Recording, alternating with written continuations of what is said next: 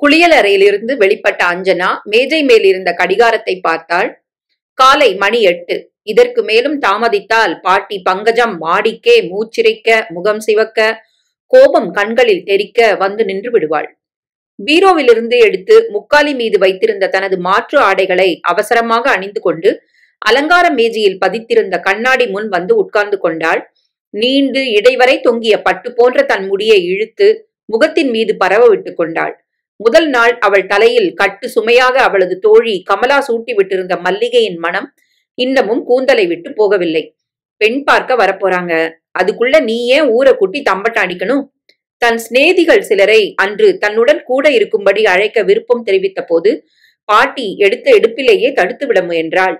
கமலா என் உயிர் தோழி, ஒரே வகுப்புல ஒரே பகுதி பாடங்கள் எடுத்து படிச்சோம். அவ எனக்கு தலைவாரி விட்டு சிங்காரிச்சு விட காத்துன்னு இருக்கா பாட்டி. உங்களை தவிர வீட்டு பெண்கள் யாருமே கிடையாதே. தயவு பண்ணி கமலா மட்டும் வந்து தங்க அனுமதியுங்கோ. பாட்டியின் கழுத்தை கட்டிக்கொண்டு கெஞ்சி தாஜா செய்து முடிவில் உத்தரவு வாங்கியிருந்தாள். கமலாவின் ஆலோசனைப்படி அவள் இறந்து போன தன் தாயின் பச்சைக்கல் நெக்லஸையும் காதணிகளையும் அணிந்து கொண்டாள். ஆழ்ந்த பச்சை வண்ண பனாரஸ் பட்டுச் சேலையை கட்டிக்கொண்டாள். இடது கையில் கடிகாரமும் வலது கையில் கலகலத்த பச்சை வண்ண கண்ணாடி வளையல்களும், கழுத்திலே லேசான பவுடரும் பட்டும் படாத உதட்டு சாயமும், கண்களில் மெல்லிய மை கோடுகளுமாக மாப்பிள்ளை வீட்டார்கள் முன் வந்து வணக்கங்கள் செய்தாள். எல்லோருக்கும் பாட்டி காஃபியும் டிஃபனும் கொடுத்து உபசரித்துக் கொண்டிருந்தாள். முரளி தன் முன் வைத்திருந்த தட்டிலிருந்து பாதாம் கேக்கை ஒரு துளிப்பிட்டு வாயில் போட்டுக் கொண்டான். தன் பார்வையை அவள் மீதிலிருந்து வேறு எங்கும் திருப்பவில்லை. பெண்ணை அவர்கள் எல்லோருக்கும் பிடித்து போய்விட்டது என்பதை பின்னர் தொடர்ந்த மகிழ்ச்சி மிக்க உற்சாகமான பேச்சுவார்த்தை ஊர்ஜிதம் செய்தது. வெள்ளை ஷர்ட்டும் பட்டுக்கரை வேஷ்டியுமாக அவன் அவர்களது வீட்டுக்குள் நுழைந்த போதே அஞ்சனா மாடியில் இருந்த தன் அறை ஜன்னல் வழியே அவனை பார்த்து விட்டிருந்தாள். அவளை விட அவன் நல்ல சிவந்த நிறமாக காணப்பட்டான். சுருண்ட முடியும், அரும்பு மீசையும், குறும்பு பார்வையுமாக மிகவும் நன்றாகத்தான் இருந்தான்.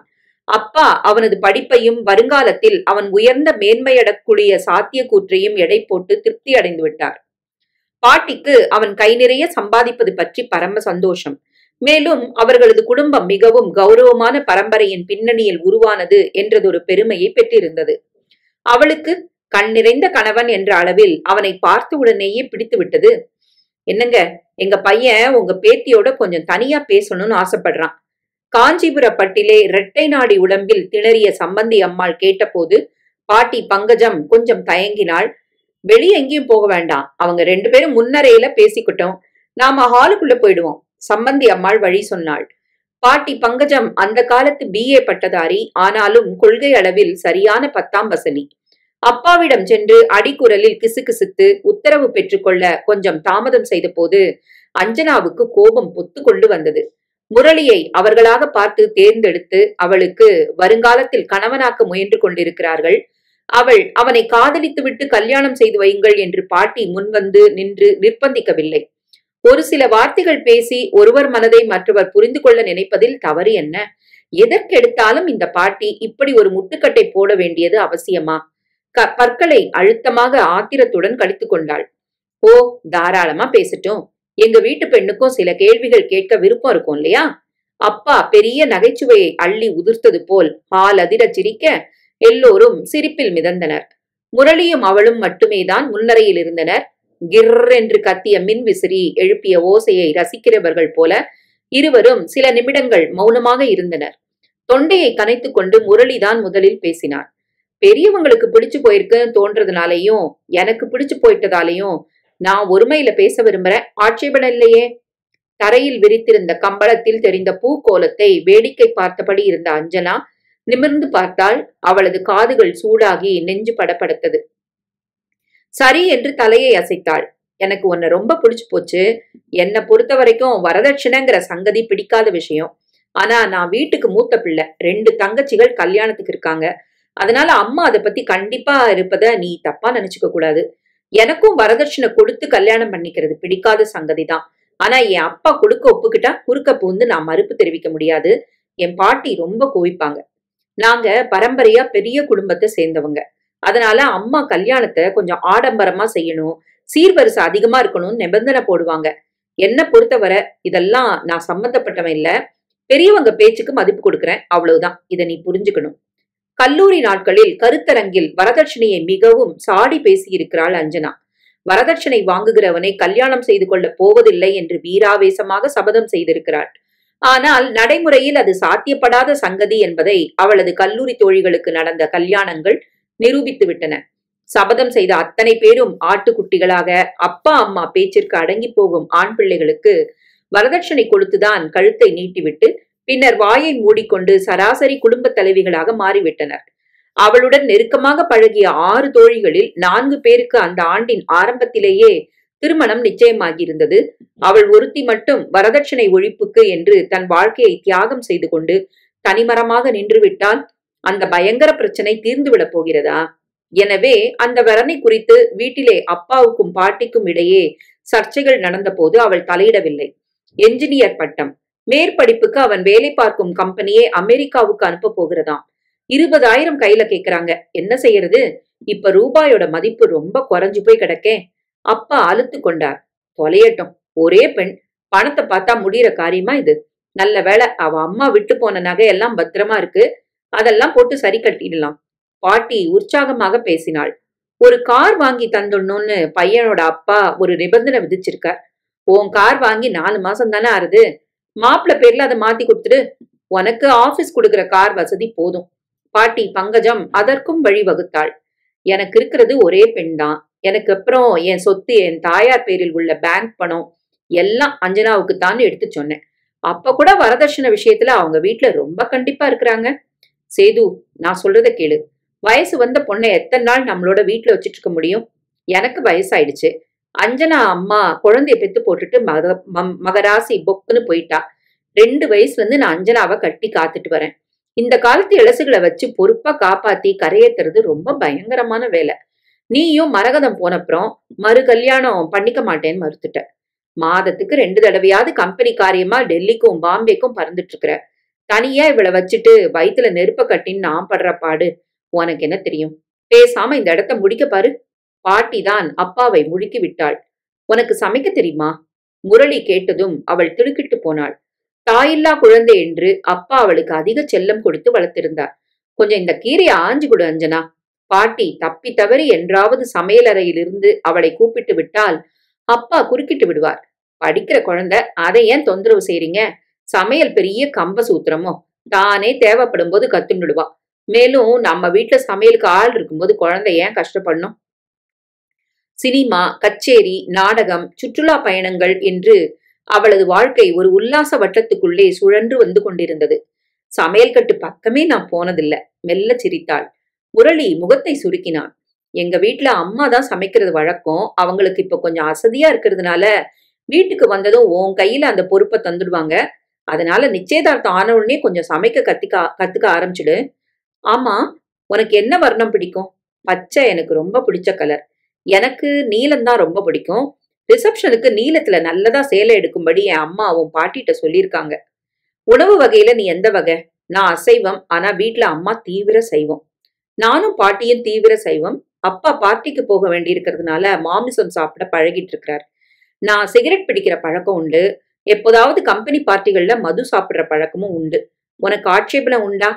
அவள் எப்படி மறுப்பு சொல்ல முடியும்? அவள் தந்தை தன் மனைவியை இழந்த சோகத்தை மறக்க முயலுவதாக சொல்லி மெல்ல அந்த பழக்கத்திற்கு தாவி விட்டவர் தானே. காலை வேளையில் மட்டும் அவர் ஸ்நானம் செய்துவிட்டு பட்டையாக விபூதி அணிந்து ருத்ராட்ச மாலையுடன் சிவப்பழமாக காட்சியளிப்பார்.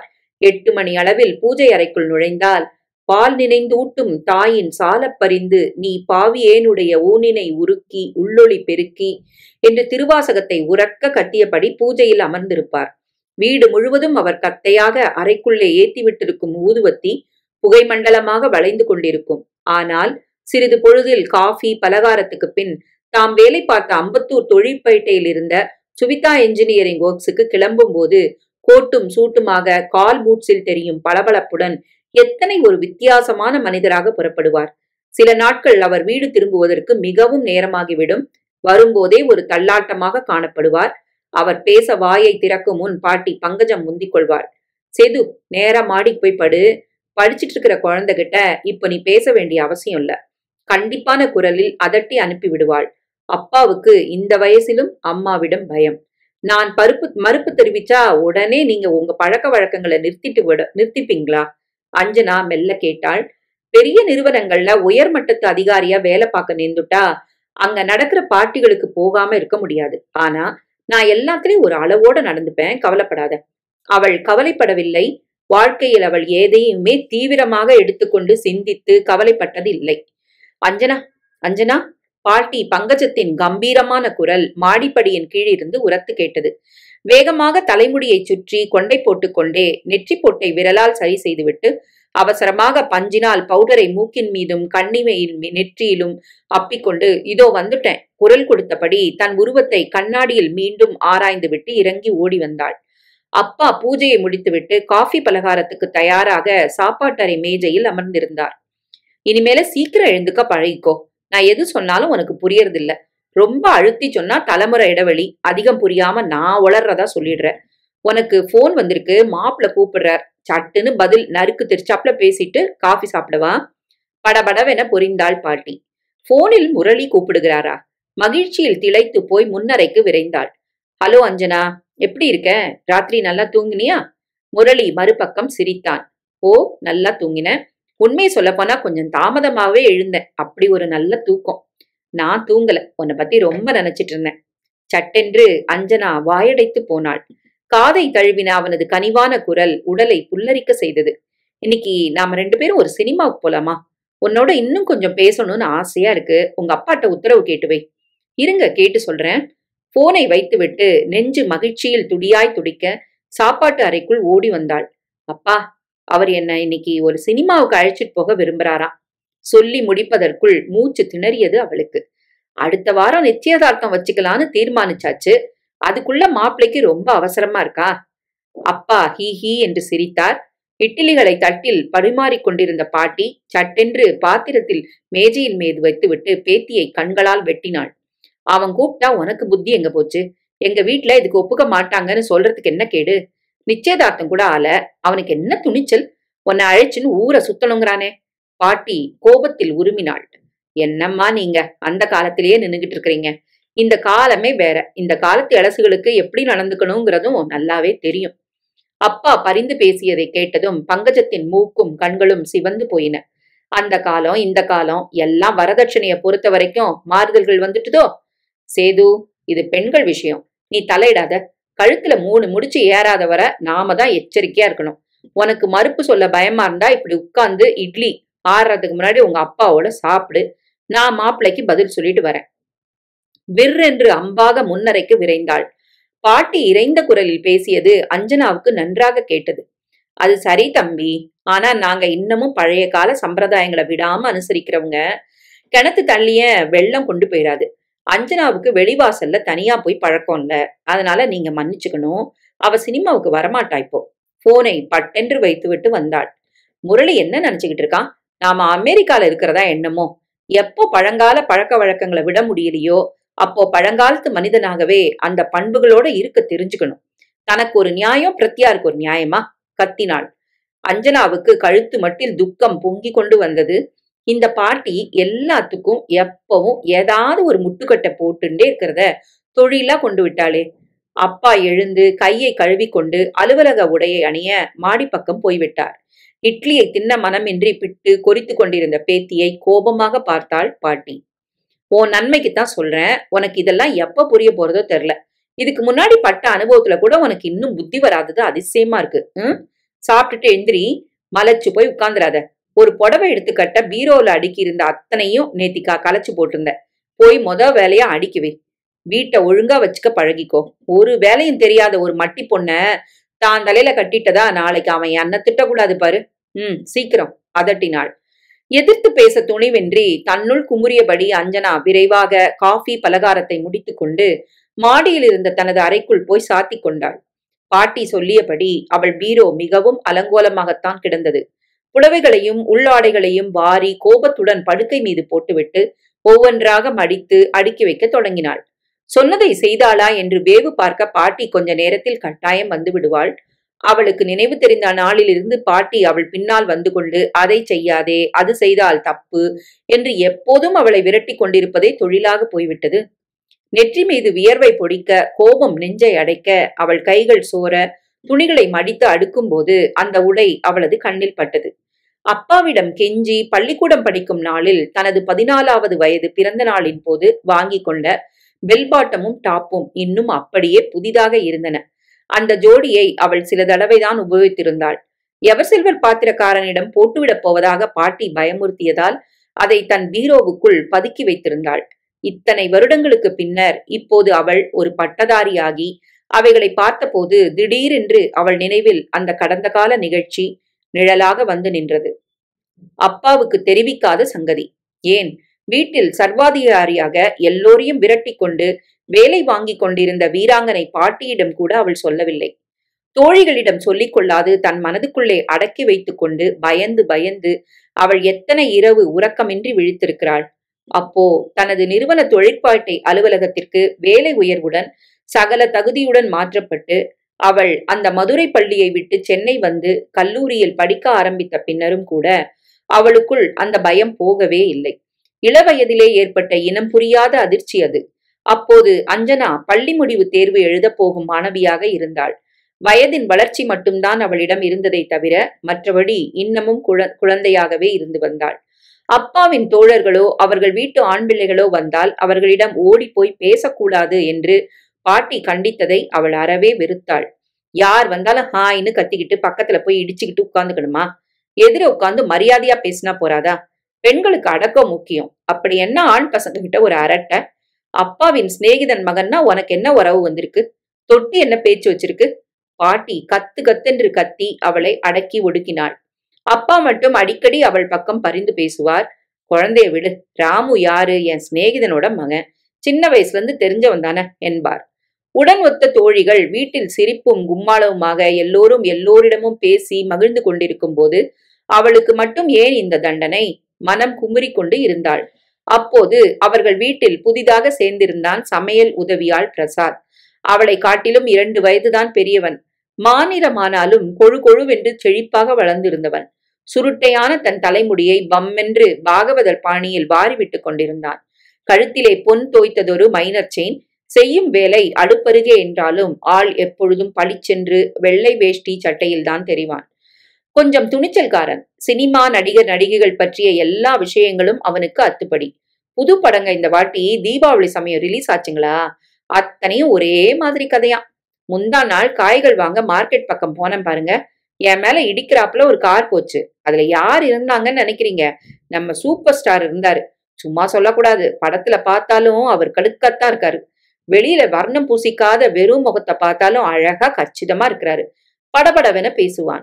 சேதுராமனுக்கு யாராவது சிரிக்க சிரிக்க பேசினால் போதும் தமது அந்தஸ்தையும் அதிகார பீடத்தையும் மறந்து அவர்களுடன் கூட பேச்சில் கலந்து கொண்டு விடும் ஒரு பலவீனம் உண்டு. அதுவும் முதல் நாள் பார்ட்டியில் அவர் முழுகிவிட்டு வந்திருந்தால் போதும் தாமே சமையல்கார பையனின் வாயை கிளற ஆரம்பித்து விடுவார். நம்ம பிரசாத் ஜாடையில அந்த சூப்பர் ஸ்டார் போலல்ல.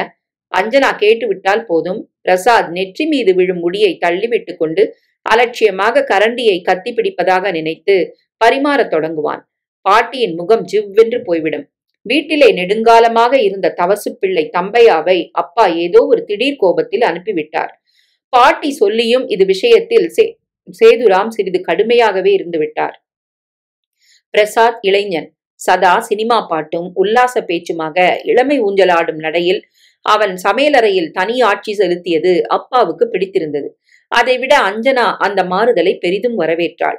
ஹாய் பிரசாத், பாரு, அப்பா எனக்கு வாங்கி தந்த பெல் பாட்டம் டாப், பிறந்த நாள் பரிசு என்று அவனிடம் போய் நின்ற போது அவன் அவளை வைத்த கண் வாங்காது பார்த்தான். அஞ்சனா, நீ இதுல ரொம்ப அழகா இருக்கியே, அப்படியே நடிகை நந்தியை போல ஜம்முன்னு இருக்கியே சொல்லிவிட்டு லேசாக அவள் கன்னத்தை துணிவுடன் கிள்ளினான். அவள் அதிர்ந்து போய் விடாதிருக்க சட்டென்று அலமாரியை திறந்து அவன் படித்த கதை புத்தகங்கள், சினிமா பத்திரிகைகள் அத்தனையும் அள்ளி அவளிடம் கொண்டு வந்து தந்தான். நீ பேசாம பாட புஸ்தகத்துக்குள்ள வச்சு படி, பாட்டிக்கு தெரிய வேண்டாம் எச்சரித்தான். பாட்டிக்கு ஒரு எதிரி வீட்டில் இருப்பது பற்றி அவளுக்கு மகிழ்ச்சியாக இருந்தது. அவன் வந்து சில மாதங்களில் அவள் பாட்டியின் கண்களில் மண்ணை தூவிவிட்டு பிரசாதிடமிருந்து ரகசியமாக கதை புத்தகங்களை வாங்கி படித்தாள். சினிமா விமர்சனங்களை அவ்வப்போது கேட்டு மகிழ்ந்தாள். இந்தா உனக்குன்னு ஸ்பெஷலா செஞ்ச சாப்பிடு என்று அவள் கையை தொட்டு கிண்ணத்தில் பாசந்தியை கொண்டு வந்து கொடுத்ததை அவள் பாராட்டவில்லை. தேங்க்யூ பிரசாத் என்று கண்களில் கள்ளமில்லாது சிரித்தபடி வாங்கி கொண்டாள். ஒரு நாள் நடையில் தனியே நின்று கொண்டிருந்த பிரசாதிடம் அவள் தாழ்ந்த குரலில் பேசிக் கொண்டிருந்ததை பாட்டி பார்த்துவிட்டாள். அவ்வளவுதான், பத்ரகாளியாக மாறிப்போனாள். அஞ்சனா, குதிர் போல வளர்ந்து நிக்கிறையே தவிர உனக்கு புத்தி துளி கூட கிடையாது. யார்கிட்ட பேசுறது, யார்கிட்ட கொஞ்சம் தூரமா இருக்கிறதுன்னு தராதரம் கூட தெரியாது. உன் அறிவு மயங்கி கிடக்கு. அதுவும் இந்த கால் சட்டை கை சட்டை போட்டுக்கிட்டு அந்த மொட்டை கடங்காரன் முன்னால பல்ல காட்டிட்டு என்ன பேச்சு? அவன் உன்னை எப்படி முறைச்சு பாக்குறான் தெரியுமா? இன்னொரு தடவை இந்த உடுப்பை உன் மேல பார்த்தனோ பிடுங்கி நெருப்புல போட்டுடுவேன், கத்தினாள். பிரசாத், உன் வேலை சமையல் அறையோடத்தான் நினைச்சேன். நீ நம்ம வீட்டுக்கு கட்டுப்படியாத ஆள் அப்பா. அதனால பாட்டி தனது முடிவை தெரிவிக்கவில்லை. எரித்து விடுகிறவள் போல அவனை பார்த்தாள். மகன் சேதுராமன் வீட்டுக்கு வந்ததும் வராததுமாக கத்தினாள். சின்ன பொண்ணு ஒண்ணு வீட்டுல வளர்றதுன்னு உனக்கு நினைப்பு இருந்தா நம்ம தவசு பிள்ளை தம்பையாவை அனுப்புவியா? நான் கடுதாஸ் போட்டு அவரை வரவழைக்க போறேன். இந்த பய பிரசாதோட போக்கு பேச்சு எனக்கு எதுவுமே பிடிக்கல, இறைந்து கத்தினாள். பிரச்சனை அத்துடன் தீர்ந்து விட்டது என்றுதான் பாட்டி நினைத்து கொண்டிருந்தாள். ஆனால் நடந்தது. அன்று மாலை பாட்டி வாயிலில் எவர் சில்வர்காரனுடன் ஏதோ பேரம் செய்து கொண்டிருந்த சமயம் பிரசாத் முன்னரையில் புத்தகம் படித்துக் கொண்டிருந்த அவள் அருகே வந்து நின்றான். மூக்கை துளைக்கும் சென்ட் வாசனை அவன் மேலே இருந்து ஜமாய்த்தது. அந்த நந்தினியை விட நீ ரொம்ப அழகா இருக்க அஞ்சனா என்று சொல்லிக்கொண்டே அவள் படித்த புத்தகத்தை பிடுங்கி தூர எறிந்துவிட்டு அவளது கரங்கள் இரண்டையும் பற்றி கொண்டான். ஒரு வினாடி கிளியால் திகைத்து போனாள் அவள். திடும் என்று ஒரு அருவருப்பான எதிர்ப்பு உணர்ச்சி அவளது குழந்தை உள்ளத்தில் விழித்து கொண்டது. யூ ஸ்டூபிட் ஃபூல், எடுடா கைய, உதறினாள் சீற்றத்துடன். உன்னை நான் காதலிக்கிறேன், உன் பாட்டிக்கு தெரியாம இன்னைக்கு ராத்திரி என்னோட ஓடி வந்துடு. படபடவென அவன் சொல்லியதை கேட்டு அதிர்ந்து போனாள். அப்பா என்று அலறியபடி அவள் எழுந்தாள். அருகில் சாப்பிட அவன் கொண்டு வந்து வைத்திருந்த பாதாம் கீர் டம்ளர் படார் என்று தரைமேல் விழுந்து கம்பளத்திலே பாதாம் கீர் பரவி நிறைந்தது. என்னம்மா என்று கேட்டபடி அப்பா மாடியில் இருந்து இறங்கி வந்ததை கண்ட அவன் மாயமாகி விட்டான். அன்று இரவு சாப்பாடு பரிமாறும் முன் அவன் பார்த்த பார்வையில் அவள் நடுங்கி போனாள். என்னவாச்சும் உங்க அப்பங்கிட்ட சொன்ன உன் கழுத்து நெரிச்சிடுவேன்ற கொலை வெறி. ஏன் இந்த தவறு? அவளுக்கு புரியவில்லை. திகிலும் குற்ற உணர்வுமாக நடந்ததை தன்னுள்ளே அடக்கி வைத்துக் கொள்ள முயன்றான்.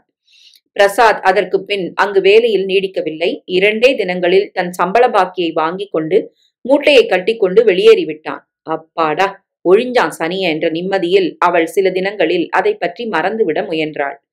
பரீட்சை முடிந்த அன்று ஷாலினி தான் அந்த யோசனையை சொன்னாள். நாமெல்லாம் வெவ்வேறு கல்லூரிக்கு படிக்க போயிடுவோம். பிரிஞ்சு போற நாம எல்லாரும் ஒன்னா சேர்ந்து எதிர் ஹோட்டல்ல ஐஸ்கிரீம் சாப்பிடுவோம். சிறிது நேரத்தில் கூண்டிலிருந்து விடுபட்ட குருவிகளாக கூச்சலும் சிரிப்புமாக கிரீச்சிட்டபடி ஹோட்டலுக்குள் கும்பலாக அவர்கள் நுழைந்தனர். ஐஸ்கிரீம் சாப்பிட்டா தொண்டை கட்டிக்குன்னு பாட்டி கத்துவா. ஆனாலும் அஞ்சனா துணிவாக அன்று ஐஸ்கிரீமை தோழிகளுடன் ரசித்து சாப்பிட்டு கொண்டிருந்தாள். ஷாலினி பில் கொடுத்து விட்டு வரும் வரை சற்று ஒதுக்குப்புறமாக தன் தோழிகளுடன் உரையாடிபடி நின்றவள் ஹாய் என்று குரல் கேட்டு திரும்பினாள். பிரசாத் இன்னும் சற்று குண்டாக மாறிப்போய் அதே வெள்ளை வேஷ்டி, ஷர்ட், சிங்கமுடி போல் கிராப்பு கழுத்தில் புரள, மைனர் செயின் பளபளக்க, பற்கள் தெரிய சிரித்தான். எங்க வந்த அஞ்சு? விஷம சிரிப்புடன் ஐஸ்கிரீம் கிண்ணங்களை தட்டில் அடுக்கி கொண்டே கேட்டான். அவளுக்கு ஆத்திரம். அஞ்சுவா அஞ்சு, சில்லி இடியட். யாரடி இவன், உன்னை ரொம்ப தெரிஞ்சவன் போல பேசுறான்? கேட்டு விட்டாள் தோழிகளில் ஒருத்தி. எங்க வீட்டுல சமையல் வேலை செஞ்ச ஸ்டூபிட். வெறுப்புடன் வார்த்தைகளை உமிழ்ந்து விட்டு புறப்பட்டாள்.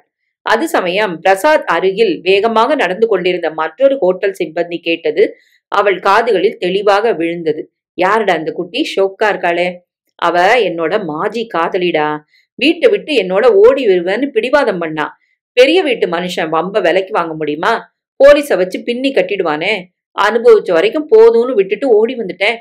இடி இடி என்று அவன் சிரித்த போது அவள் மனதில் அதிர்ச்சி இடியாக விழுந்தது. அட பாவி, கண்ணா பின்னான்னு பொய் பேசி பேரை மாசுபடுத்துறானே.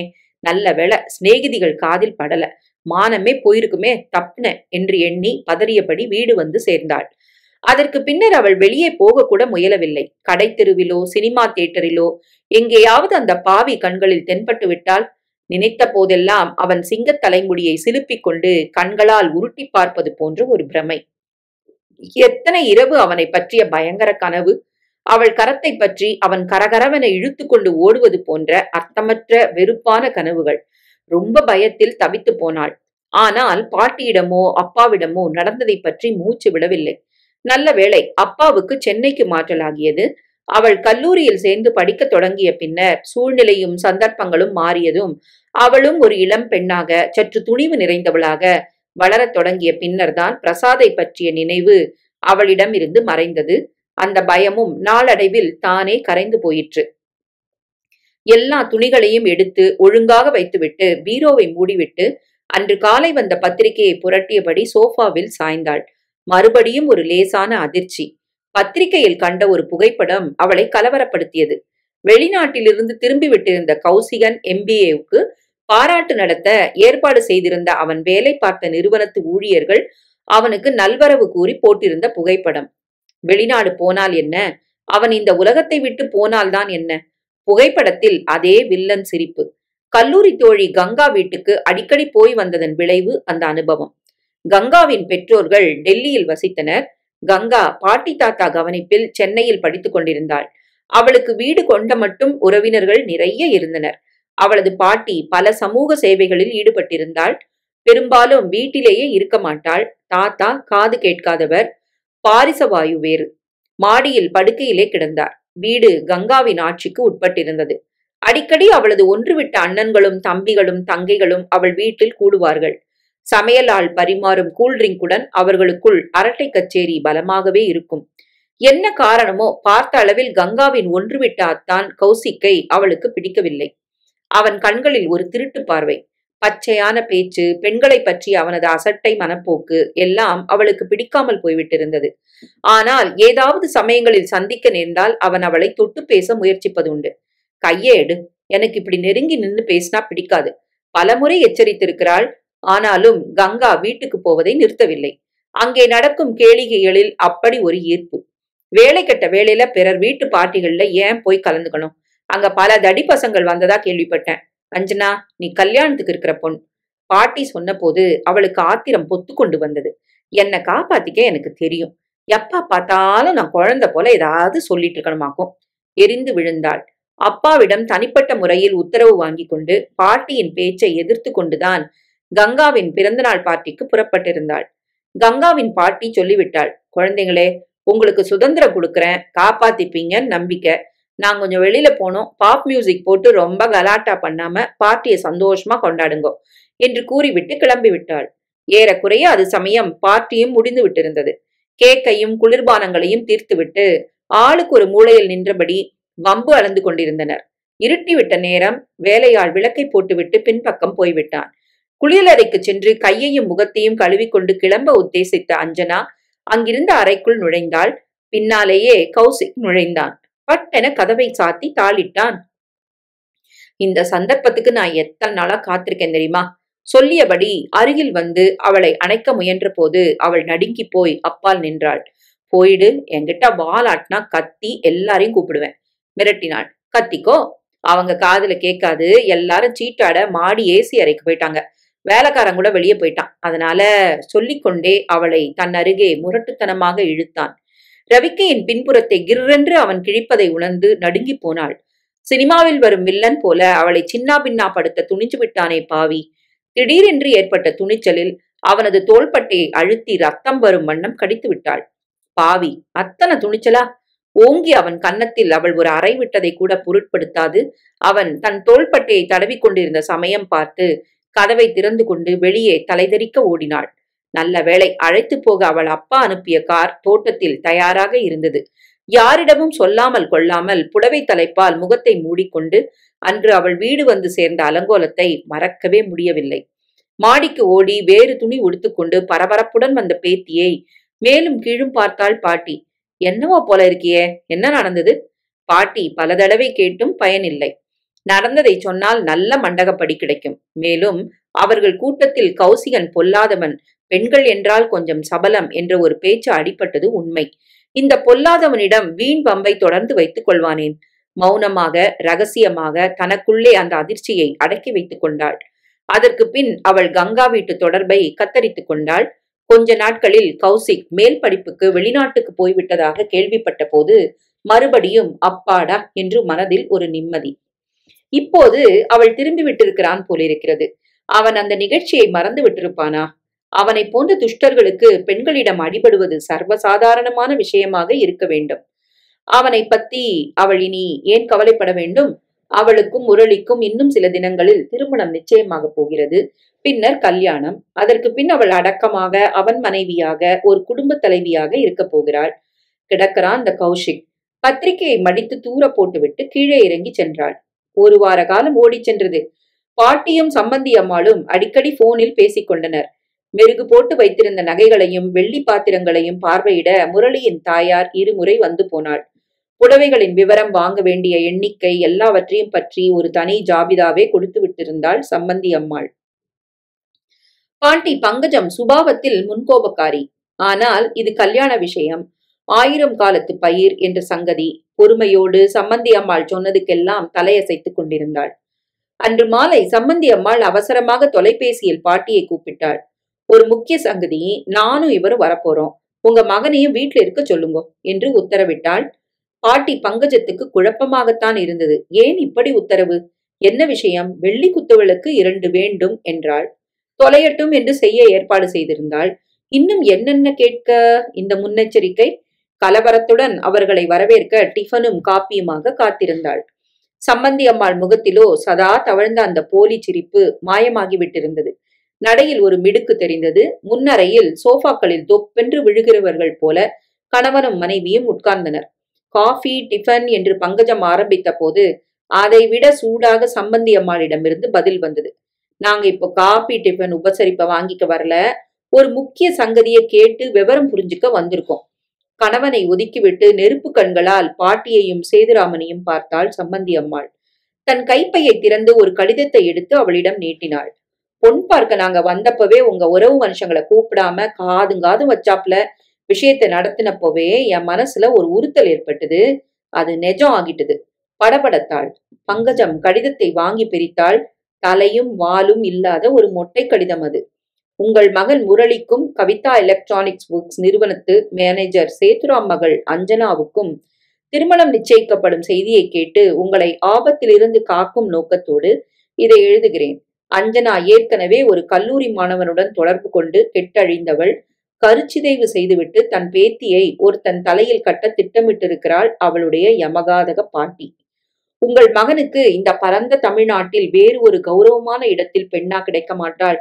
அஞ்சனாவை மருமகளாக்கி கொண்டால் நீங்கள் அவமானப்படுவீர்கள்.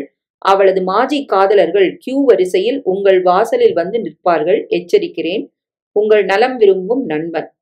முகம் சிவந்து நெஞ்சு பதறிப்போன பாட்டி பங்கஜம் கடிதத்தை மகன் கையில் கொடுத்தாள். ஆனாலும் துணிவை இழக்கவில்லை. இது ஒரு மொட்டை கடிதம், யாரோ பொறாம கொண்டு எழுதியிருக்காங்க. அதை நீங்க ஏன் பெருசா எடுத்துக்கணும்? நெருப்பு இல்லாம புகை வராது. உங்க பேத்தி மேல ஏதோ தப்பு இருந்திருக்கணும் என்றதும் சேதுராமனுக்கு கோபம் தாழ முடியவில்லை. சரி, என் பொண்ணு அந்த கடிதத்துல சொன்னபடி அழிஞ்சு போனவோன்னு வச்சுக்குவோம். உங்க முடிவென்ன? உரக்க கத்தி விட்டார். மறுபடியும் சம்பந்தி அம்மாள் பேசினாள். கண்ணால பார்க்காதத மண்ணால மறைச்சுள்ளான்னு ஒரு பழமொழி. நாங்க மறந்து மன்னிச்சிட தயார். ஆனா ஒரு நிபந்தனை. சொல்லுங்க, கேட்டுக்கிறோம். பாட்டி வேதனையுடன் முனகினாள். வரதட்சணைய ரெட்டிப்பா பெருக்கி 50 ரூபாயா கையில கொடுத்தா முரளி தாலி கட்டுவான். இல்லாட்டா இந்த கல்யாணம் நடக்காது. பங்கஜத்தினால் அதற்கு மேல் தாங்கிக் கொள்ள முடியவில்லை. பணம் அதிகம் கொடுத்தா பழி அழிஞ்சு போயிடும் நினைக்கிறீங்க. பணத்தினால எல்லா பாவத்தையும் மூடிடலான்னு உங்களுக்கு நம்பிக்கை இருக்கு. எனக்கு இல்ல. பரவாயில்ல, நாம இன்னமும் நிச்சயம் செய்யல. அதனால இந்த இடம் எங்களுக்கு வாய்க்காட்டா நாங்க ஒன்னும் ஓஞ்சு போயிட மாட்டோம். அப்படின்னா? உருமினான் முரளியின் தாய். அப்படின்னா நாங்க உங்களோட நிபந்தனைக்கு கட்டுப்பட போறதில்ல. எங்க பொன் குற்றமற்றவன்னு எவன் நம்பிண்டு அவன் கழுத்துல தாலிய கட்டுறானோ அவனை அவளுக்கு கட்டி வைப்போம். ஆரம்பத்திலேயே நீங்க பயமுறுத்தலா காரியத்தை ஆரம்பிச்சா எங்க போய் நிப்பீங்களோ சொல்ல முடியாது.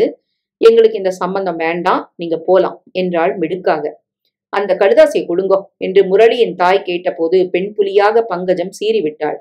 அத பலர்கிட்ட காட்டி எங்களை சிறுமப்படுத்த நினைச்சா சும்மா இருக்க மாட்டேன். இது எங்க வீட்டு கௌரவ பிரச்சனை. இத போலீஸ்ல ஒப்படைச்சி எழுதினவனை கண்டுபிடிச்சு தண்டனை வாங்கி தரணும். சம்பந்தி அம்மாள் விர் என கணவனுடன் வெளியேறினாள். மாடிப்படியில் நின்று எல்லாவற்றையும் கேட்டுக்கொண்டிருந்த அஞ்சனா வெடவெடவென நடுங்கி போனாள். ஒரு வார காலம் கட்டியிருந்த கற்பனை கோட்டை தகர்ந்து பொடியாகியது. அவளது மனக்கண்ணில் தோன்றி மயக்கிய முரளி அம்மாவின் புடவை தலைப்பின் பின்னால் மறைந்து கரைந்து போனான். அவளது கல்யாணம் நின்று போனது என்பதை உணர்ந்து அவள் அழுத அழுகை பங்கஜத்துக்கு மிகவும் ஏமாற்றமாகத்தான் இருந்தது. பரீட்சையில் தோல்வியுற்று விட்டது போன்றது ஒரு தீவிர துயரம் மனதை பிழிவதை உணர்ந்தாள். ஆனால் டெலிபோனில் சங்கதியை விசாரித்த சிநேகிதிகளிடம் சமாளித்து விட்டாள் அஞ்சனா. எங்க ஜோசியர் ஜாதகம் பொருந்தலன்னு சொல்லிட்டாரு. அதுக்கு மேல என் மகனுக்கு துணிஞ்சு இந்த சம்மதத்துல இறங்க அச்சமா இருந்தது, வாண்டான்னு ஒதுக்கிட்டோம். அத கேக்குறீங்களா? பையனுக்கு காக்கா வலிப்பு வருதுன்னு அவங்க உறவுக்காரங்க ஒருத்தர் ரகசியமா சொல்லிட்டார். பயமாயிடுச்சு, வெட்டிக்கிட்டோம். சாமர்த்தியமாக நிலைமையை சரி கட்டினாள் பங்கஜம்மாள். அத்துடன் நிற்கவில்லை. முரளிக்கு கல்யாணம் ஆகிவிடும் முன் தன் பேத்தியை ஒரு நல்ல இடத்தில் கட்டி கொடுத்து விட வேண்டும் என்ற ஒரு தீவிர ஆதங்கம் அவளுள் ஏற்பட்டு விட்டது. கல்யாண தரகர்களிடம் சொல்லி வைத்திருந்தாள். பத்திரிகைகளில் மணமகள் தேவை பகுதியை ஊன்றி கவனித்து சில விளம்பரங்களுக்கு தானே பதில் போட்டாள். தன் வயதை ஒத்த சிநேகிதிகளிடம் ஜாடையாக வரன் தேவை பற்றி சொல்லிவிட்டிருந்தாள். கல்யாணம் என்பது பொண்ணுக்கு மட்டும் தேவையான அந்தஸ்து அல்லவே, ஆணுக்கும் துணை அவசியமாயிற்றே. அதனால் அதற்கு பின்னர் அஞ்சனாவை பெண் பார்க்க பிள்ளை வீட்டார்கள் சிலர் வந்தனர். என்ஜினியர், டாக்டர், வக்கீல், MBA என்று படித்த இளைஞர்களின் பெற்றோர்கள் பிள்ளைகளுடன் அவளை பெண் பேச வந்தனர். ஜாதகங்கள் பொருந்தின. பெண் பிடித்திருந்தது. வரதட்சணை மிகவும் பிடித்திருந்தது. எல்லா நிபந்தனைகளுக்கும் சேதுராமன் தலையாட்டினார். பாட்டி பங்கஜம் மாப்பிள்ளை வீட்டார்களை பரிவுடன் உபசரித்தாள். ஆனாலும் நிச்சயதார்த்தத்தை நெருங்கும் முன் சம்பந்தி வீட்டார்கள் நழுவினார்கள். இந்த வருஷம் எங்க பிள்ளை கல்யாணத்துக்கு தயாரா இல்லையா என்று நழுவினார் இன்ஜினியரின் தந்தை. குலதெய்வத்துக்கிட்ட பூ கட்டி போட்டோம், சரிப்பட்டு வரல. கடவுள் மேல் பழி போட்டுட்டு மறைஞ்சார் வக்கீலை பெற்றவர். புடவை வாங்க கிளம்புனோம், விளக்கு அணைஞ்சு போச்சு. என் மனைவிக்கு மனசு குழப்பம் ஏற்பட்டுட்டது, மன்னிச்சுக்குங்க. மழுப்பி விட்டு விரைந்தார் இன்னொரு பெரிய மனிதர். கடைசியாக பார்த்த MBAயின் தந்தை உண்மையை உடைத்து சொல்லிவிட்டார். எங்களை பொறுத்த வரைக்கும் நேத்து வரைக்கும் இந்த சம்பந்தம் எங்களுக்கு 100க்கு 100 பிடிச்சிருந்துச்சு. மாலையில தபால்ல வந்த கடுதாசிய பார்த்தப்புறம் மனசுல ஒரு கலக்கம். என் பையன் அவனோட நிறுவனத்துல ஒரு உயர்ந்த பதவியை வகிக்கிறான். இந்த மாதிரியான அசிங்கமான செய்திகள் அவன் வருங்காலத்தை பாதிக்கும். உங்க பேத்திய அவளை பாழாக்குனவனுக்கே கட்டி கொடுத்துட்டா பிரச்சனை தீரும். அந்த கடுதாசியை கொடுக்க முடியுமா? நாங்க பார்க்க வேண்டாமா? பங்கஜம் பற்களை கடித்து கொண்டு கோபத்துடன் கேட்டாள். ரொம்ப அசிங்கமா இருந்தது, கிழிச்சு போட்டுட்டேன். ஊர் விவரம் இல்ல, மொட்டை கடுதாசி. விவரத்தை நீங்களே உங்க பேத்திக்கிட்ட கேட்டு தெரிஞ்சுக்கிறது தான் நல்லது. மனிதர் பட்டென்று கூறிவிட்டு வெளியேறிவிட்டார். இத்தனை காலமாக எல்லாவற்றையும் தாயிடம் விட்டுவிட்டு ஒதுங்கி கொண்டிருந்த சேதுராமனுக்கு திடீரென்று ரோஷம் பொத்து கொண்டு கிளம்பியது. முன்னறையையும் சாப்பாட்டு அறையையும் தடுத்த டிஸ்பிளே கேபினட்டின் பின்னால் ஒண்டியபடி எல்லாவற்றையும் கேட்டுக்கொண்டிருந்த அஞ்சனாவிடம் வந்தார். இடுப்பில் இருந்த பெல்ட்டை வேகமாக உருவிக்கொண்டார்.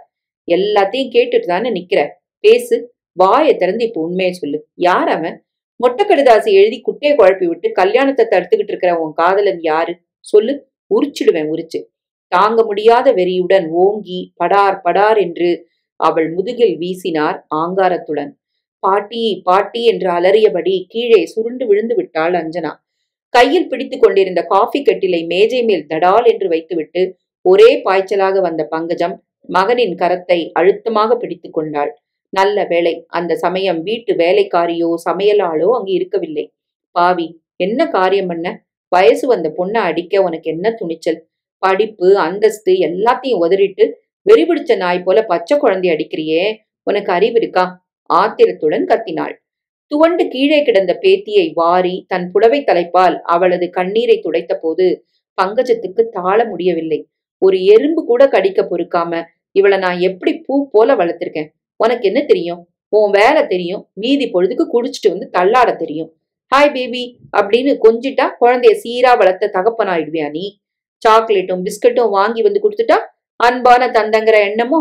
இப்படி ஒரு பிரச்சனை உருவாகிறப்போ பொறுமையா உண்மை என்னன்னு பாக்குற பொறுப்பு வந்தாதானே நீ உண்மையிலே அவளை பெத்த தகப்பேன். போ, இங்க நிக்காத. பெண்களை தொட்டு அடிக்கிற சங்கதி எனக்கு பிடிக்காதுன்னு தெரிஞ்சும் சே, என்ன மனுஷன் நீ? கண்ணீரிடையே கத்தினாள். கைத்தாங்கலாக அஞ்சனாவை மாடி அறைக்கு அழைத்து சென்று படுக்கை மீது கிடத்தி அவளது ரவிக்கையை நீக்கிவிட்டு முதுகை பார்த்தபோது பங்கஜம் திடுக்கிட்டு போனாள். சாது போன்றிருந்த சேதுராமனுக்கு இப்படி ஒரு மிருகவெறியா? சிவப்பாக வரி வரியாக இரத்த கசிவுடன் காணப்பட்ட காயத்தை கண்டு அவள் பதறினாள். மருந்தை பஞ்சிலே தோய்த்து எல்லா காயத்தின் மீதும் பூசிய பாட்டி தன் கண்களில் புரண்ட கண்ணீரை சமாளித்துக் கொண்டு மெல்ல கேட்டாள். அஞ்சனா, என்கிட்ட சொல்லு, யார் அவன்? அஞ்சனாவின் நெஞ்சு திக் திக்கென்று அடித்து கொண்டது. உண்மையில் அவளுக்கு அது ஒரு குழப்பமாகத்தான் இருந்தது. கங்கா வீட்டு பார்ட்டியில் அவளிடம் தவறாக நடக்க முயன்ற அந்த அயோக்கியன் கௌஷிக்காக இருக்குமோ? பெரிய உயர்மட்டத்து அதிகாரியாக வேலை பார்க்கும் அவன் இப்படி ஒரு காரியம் செய்வானா? ம்ஹும். பாட்டி எனக்கு தெரியாது, விசும்பி அழுதாள். பரவாயில்ல, போட்டும்.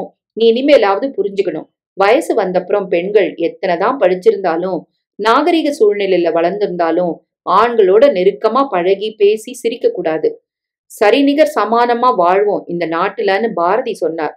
படிப்பு, அந்தஸ்து, பதவி இதெல்லாம் ஆணுக்கு பெண் சரிநிகர் சமமா இருக்க தெரிஞ்சுக்கணும்.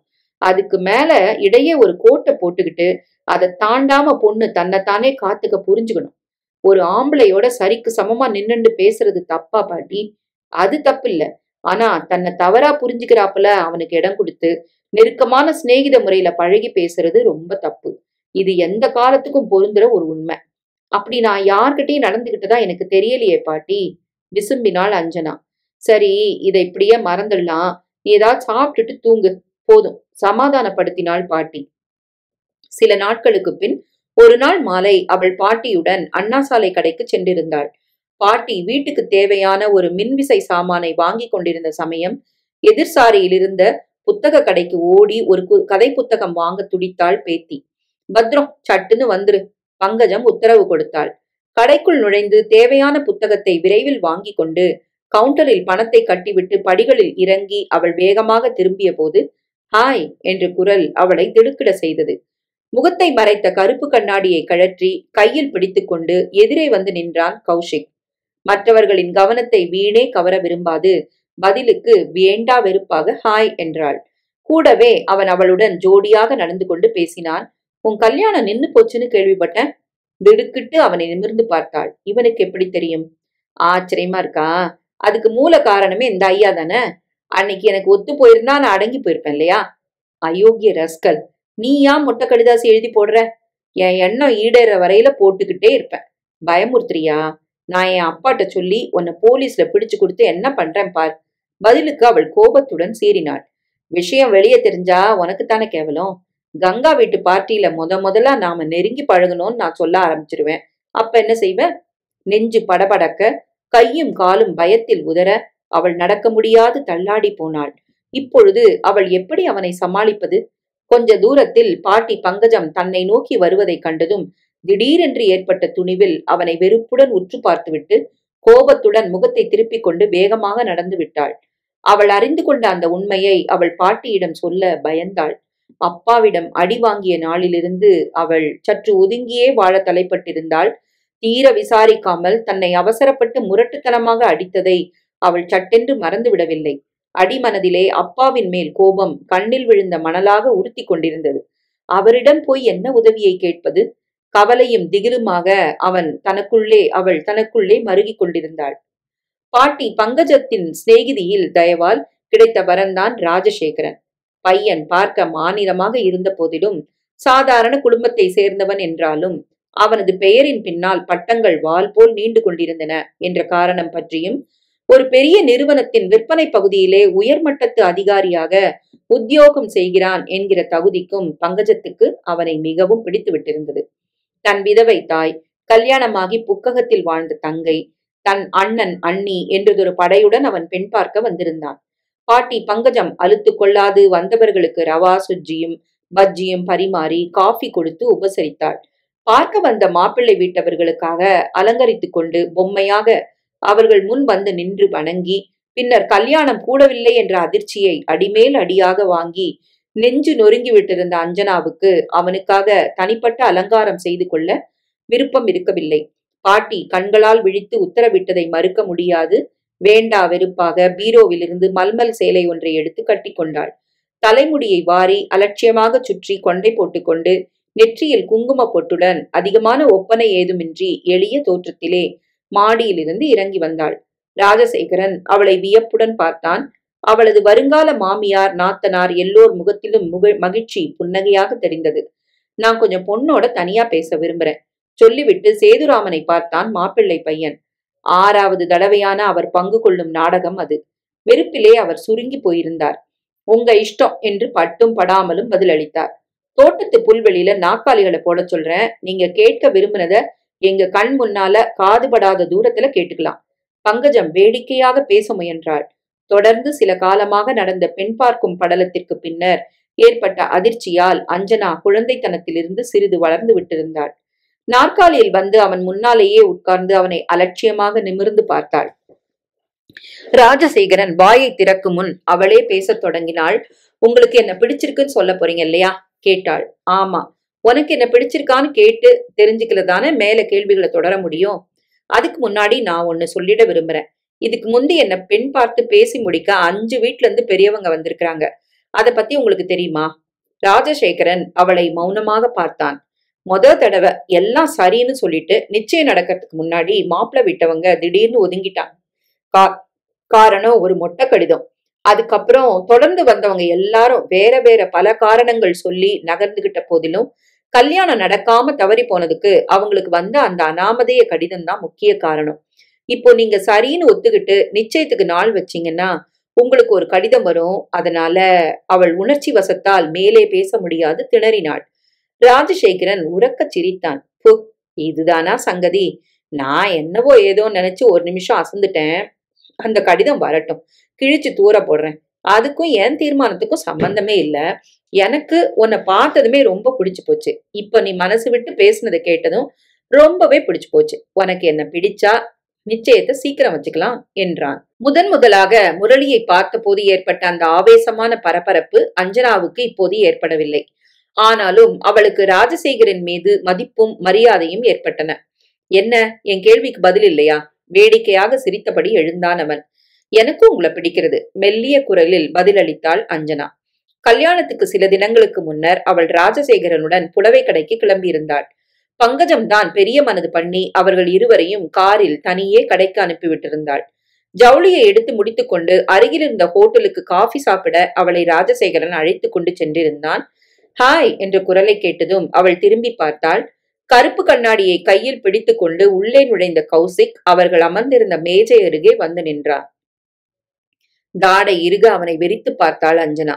ராஜ், இவர்தான் மிஸ்டர் கௌசிக், என் தோழி கங்காவுக்கு தூரத்து உறவு. முந்தா நாள் உங்களுக்கு வந்த மொட்டை கடுதாசியோட ஆசிரியர் இவரு. இதுக்கு முன்னாடி 5 தடவை எழுதிய பழக்கத்துல ஆழந்தெரியாம கால வச்சிருக்கிறார்.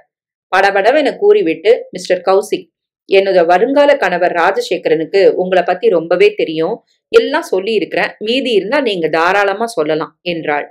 ஒரு சமயம் மிஸ்டர் கௌசிக் அதெல்லாம் தானே போலீஸ் அதிகாரிட்ட சொல்ல விரும்புவாரோ என்னவோ. உங்க சௌகரியம் எப்படி? ராஜசேகர் ஏளனமாக கேட்டுக்கொண்டு திரும்பும் முன் கௌசிக் அங்கிருந்து மாயமானான். முதலாக தன் திகில், பயம், வேதனை, அவமானம் எல்லாவற்றையும் மறந்து அஞ்சனா அவனுடன் சேர்த்து கொண்டு குலுங்க குலுங்க சிரித்தாள். கல்யாணம் விமர்சையாக நடந்தேறியது. முதலில் வந்து தன் பேத்தியை ஒதுக்கியவனுக்கு திருமணமாகும் முன் அஞ்சனாவை ஒரு நல்ல இடத்திலே பிடித்து கொடுத்து விட்டதை பற்றி பரம திருப்தி பாட்டிக்கு. ராஜசேகர் வேலை பார்த்த நிறுவனம், கார், வசிக்க வீட்டுக்கு வாடகை என்று சலுகைகளை தந்து உதவியதால் பாட்டிக்கு ஒரு குடியிருப்பு பகுதியில் தனது சிநேகிதிகள் மூலம் ஒரு சிறு தனி வீட்டை வாடகைக்கு பேசியிருந்தாள். அப்பாடா என்ற நிம்மதியில் அஞ்சனாவின் தந்தை மகளுக்கு வேண்டிய சீர்வரிசைகளை ஜமாய்த்து விட்டார். வீட்டுக்கு தேவையான கட்டில், மெத்தை, இரும்பு பீரோ, எவர் சில்வர் பாத்திரம், சோஃபா, நாற்காலி, சாப்பாட்டறை மேஜை என்று குறை ஒன்றுமில்லாது வீட்டை அலங்கரித்து விட்டார்.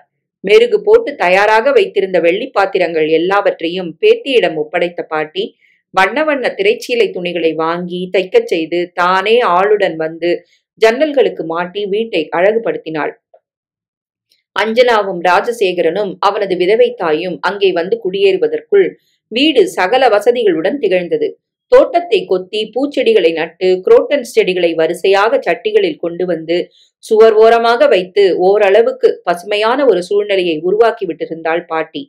தன் ஒரே பேத்தி, கண்ணின் கருமணிக்கு ஒப்பான அஞ்சனா தன் அன்பு கணவனுடன் எந்தவித குறைவுமின்றி ஒன்றாக 4 பேர் முன் வாழ்ந்து காட்ட வேண்டும் என்ற ஆதங்கம் அவளுக்கு பணத்தை தண்ணீராகவே ஓடவிட்டாள். ஒரு நல்ல நாளில் ராஜசேகரன் தன் புது மனைவியுடன் புதுமனை புகுந்தான். அவர்களுக்கு உதவி செய்ய பங்கஜமும் சேதுராமனும் காலையிலேயே அங்கு போய் சேர்ந்து விட்டிருந்தனர். மாலை வீட்டில் ஒரு பெரிய விருந்து. ராஜசேகரனுக்கு அலுவலக நண்பர்கள், கல்லூரி காலத்து தோழர்கள், தெரிந்தவர்கள், அறிந்தவர்கள், உறவினர்கள் என்று ஒரு பெரும் படையே இருந்தது. அதில் பெரும்பாலானவர்கள் அவனை ஒத்த இளைஞர்கள். புதுமனை புகுந்த நாள் அன்று மாலை வீடு திமுதுபுத்தது. சாப்பாட்டிற்கு பின்னர் முன்னரையில் இரவு 10 மணிக்கு மேலும் பாப் சங்கீதம் அலறியது. சிகரெட் புகை மண்டலமாகி வீட்டை நிறைத்து கொண்டது. பேச்சும் சிரிப்புமாக விருந்து ஓயாது போல தொடர்ந்து கொண்டிருப்பதை காண பங்கஜத்துக்கு கலவரமாகத்தான் இருந்தது. என் மனைவி அஞ்சனா என்று வந்த வாலிப தோழர்களிடம் அவளை ராஜசேகரன் பெருமையாக அறிமுகம் செய்து கொண்டிருந்ததை கவனித்து முகம் சுருங்கி போனாள் பாட்டி. சம்மந்தி அம்மாளிடம் எச்சரிக்கை செய்வோம் என்று உள்ளே போனாள். ராஜீவுக்கு ரொம்ப சிநேகிதர்கள், சின்ன வயசுல இருந்தே உசுருக்கு உசுரா பழனவங்க ஏராளம் என்று தாராளமான மனதுடன் தன் மகனின் பிரதாபத்தை அளந்து கொண்டிருந்தாள் சம்பந்தி ஞானம். பெயர்தான் ஞானம், மூளையில் அது துளியளவும் இல்லை போலும். ஆத்திரத்துடன் பற்களை கடித்துக் கொண்டாள் பாட்டி. இந்த பெண் அஞ்சனா இன்னும் புரிந்து கொள்ள மாட்டேன் என்கிறாளே என்று ஆதங்கப்பட்டாள். மேகப்படலம் போன்ற மெல்லிய ஷிஃபானில் தோள்பட்டையிலிருந்து புடவை நழுவுவது கூட தெரியாது வாலிபன் ஒருவனுடன் பற்களை காட்டி சிரித்து கொண்டு பேசிக் கொண்டிருந்த பேத்தியை கண்டதும் அவளுக்கு கோபம் கட்டுக்கொள்ளவில்லை. அஞ்சனா, இங்க வா என்று அவளை அவசரமாக கூப்பிட்டாள். படுக்கை அறைக்குள்ளே தள்ளி கொண்டு கதவை சாத்தி கொண்டாள். இனிமே நீதான் பொறுப்பான மனைவியா நடந்துக்க புரிஞ்சுக்கணும். பல தடவை படிச்சு சொன்ன கதைதான். உன் கணவனுக்கு 1000 தோழர்கள் இருக்கலாம், ஆனா நீ உன் எல்லைக்கோட்டை தாண்டிடக்கூடாது, பத்ரம். அஞ்சனாவுக்கு கோபம் தாங்க முடியவில்லை. இந்த பாட்டிக்கு இனி என்ன அதிகாரம் இருக்கு? அவள் இப்போ ராஜசேகரின் மனைவி. அவர் சொற்படி நடக்க கடமைப்பட்டவள். நண்பர்களுடன் குஷியாக பேசும் குழந்தை சுபாவம் அவருக்கு. இந்த பாட்டிக்கு தன்னை தவிர மற்றவர்கள் எல்லோரும் தவறா நடக்கிறது போல ஏன் இந்த கோணல் பார்வை? இப்ப என்ன நடந்துட்டுது இப்படி நீங்க மனசு அலட்டிக்கிறீங்க? இன்னும் நான் என்ன பச்சை குழந்தையா? எப்படி நடந்துக்கிறதுன்னு எனக்கு தெரியாதா? கல்யாணம் ஆகாத போது கண்டவங்க கிட்ட பேசினா தப்புன்னு சொன்னீங்க, ஒத்துக்கிறேன். இப்போ எனக்கு கல்யாணம் ஆயிட்டுதே. அஞ்சனா சிடுசிடுத்தாள். தாலி மட்டும் ஒரு பொண்ணுக்கு வேலி இல்ல, தெரிஞ்சுக்கோ.